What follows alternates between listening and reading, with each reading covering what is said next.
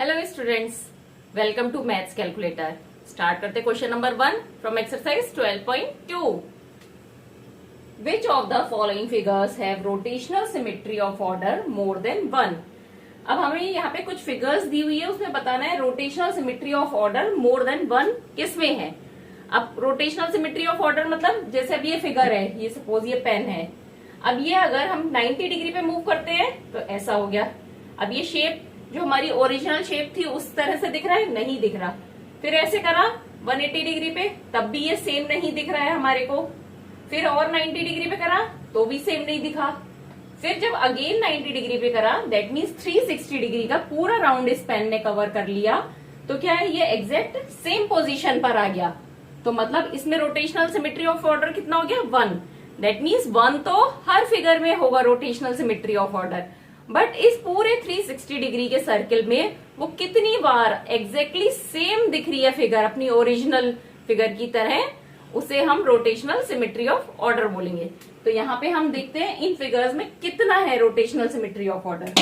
अब जैसे ये सर्किल है, अब सिंपल सर्किल होता तो हमें पता है सर्किल को जरा जरा सा भी मूव करते जाए तो वो सेम दिखेगा, लेकिन इसमें एक प्लस का साइन दिया हुआ है।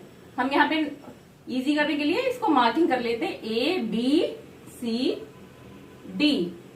अब हम इस सर्किल को क्लॉकवाइज घुमाते हैं, तो क्या हुआ, क्लॉकवाइज घुमाने पे 90 डिग्री हमने क्लॉकवाइज घुमाया। हमें क्या करना है, इस पॉइंट को यहां पर लाना है, मतलब इस लाइन को इस लाइन के पास लाना है। तो हमने 90 डिग्री क्लॉकवाइज घुमाया तो क्या हो गया, ये A पॉइंट हमारा यहां पर आ गया, B इधर चला गया, C यहां पर, D यहां पर आ गया। तो दैट ये अब एग्जैक्ट सेम दिख रही है फिगर। दैट मीन्स 90 डिग्री पे मूव करने पर हमारे को first rotational symmetry of order मिल गया है, अपना सेम दिख रही है। अब फिर अगेन अगर हम 90 डिग्री पे मूव करते हैं इसको 90 डिग्री पे क्लॉकवाइज, तो क्या होगा, जो A पॉइंट है वो नीचे आ जाएगा 90 डिग्री मूव करके यहाँ B पे, और D एक ही जगह चला जाएगा। तो यहाँ पे D आ गया, ABCD। तो अगेन हमारे को सेम फिगर दिख गई। अब अगर हम इसको एक बार और मूव कर दें 90 डिग्री पर,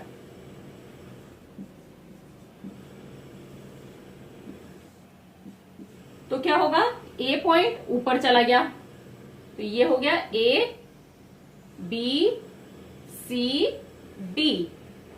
लेकिन अभी क्या है, A अपनी जो ओरिजिनल पोजीशन है वहां पर नहीं आया है, तो इसको हम एक बार और मूव करते हैं।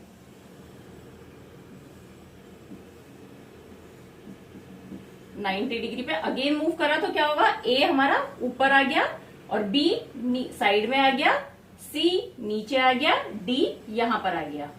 तो अब हमारा A पूरा अपनी जगह पर आ गया। ये हमने मार्किंग क्यों करी है, जिससे हमें पता चल जाए कि ये एक कंप्लीट 360 पे रोटेट हो गई है फिगर।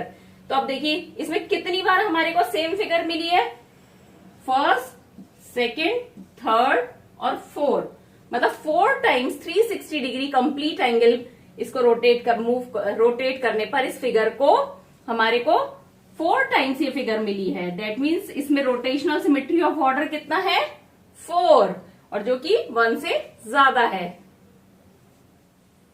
अब नेक्स्ट शेप जो हमारे को गिवन है ये ट्रायंगल है, और ये देखने में हमारे को लग रहा है इक्विलेटरल ट्रायंगल, मतलब इसकी तीनों साइड्स इक्वल है।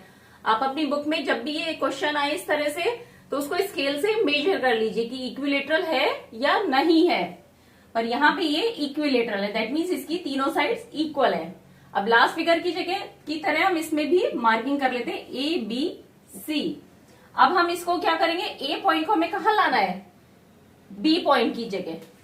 तो हम कितने डिग्री पे मूव करेंगे इसको, 120 डिग्री पे, और ये क्या है हमारा सेंटर ऑफ रोटेशन। इसको क्लॉकवाइज हमने रोटेट करा 120 डिग्री पे। तो A पॉइंट कहां पर आ गया, यहां पर आ गया, B इधर चला गया और C इधर आ गया।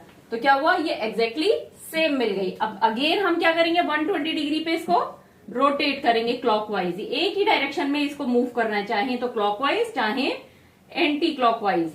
तो क्या हुआ, A पॉइंट यहां पर आ गया, यहां से B पॉइंट ऊपर चला गया और ऊपर से C पॉइंट नीचे आ गया। तो ये सेम फिगर मिल गई, बट ये अपनी ओरिजिनल प्लेस पे नहीं आया अभी पॉइंट, तो एक बार इसको और रोटेट करेंगे हम।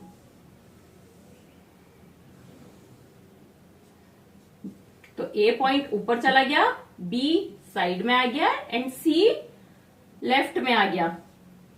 इसको भी हमने 120 डिग्री पे मूव करा है, तो यहाँ पे एंगल ऑफ रोटेशन 120 डिग्री है। पर अब ये कंप्लीट रोटेशन में कितनी बार सेम फिगर मिली हमें एग्जैक्टली? 1 2 3। दैट मीन्स यहाँ पे रोटेशनल सिमेट्री ऑफ ऑर्डर क्या है? 3 है, जो कि मोर देन 1 है। Coming to the next figure. अब यहाँ पे आपको देखने में लग रहा है एक लाइन है, इसके दोनों तरफ एक एक स्क्वायर बना है, तो इसको अगर हम 180 डिग्री पे मूव करें तो सेम होगा, करके देख लेते हैं। तो इसको हमने 180 डिग्री पे क्लॉकवाइज मूव करा। अब ये बॉक्स है, तो ये इधर, इसको अगर हम 180 डिग्री पे मूव कर रहे हैं तो क्या होगा? ये वाला पॉइंट इधर आ जाएगा और ये इधर आ जाएगा। अब बताइए ये एग्जैक्टली सेम है? नहीं है, क्योंकि इसमें स्क्वायर, दोनों स्क्वायर ऊपर और नीचे के राइट साइड में थे और मूव करने पे दोनों लेफ्ट साइड में हो गए। जैसे कि ये पेन है, इसका ये जो हमारा ये होल्डर है ये इस साइड है, और जब हम इसको 180 डिग्री पे मूव करते हैं तो ये लेफ्ट साइड में आ गया। सिमिलरली इसमें स्क्वायर लेफ्ट साइड में आ गए। अब इसको अगेन 180 डिग्री पे मूव करते हैं,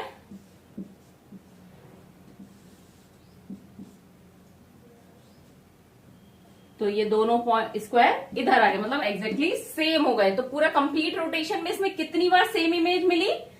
सिर्फ एक बार। तो यहाँ पे रोटेशनल सिमेट्री ऑफ ऑर्डर कितना है? 1। और इस क्वेश्चन में हमें बताना है कि 1 से ज्यादा किस में है, तो इस फिगर में 1 ही है।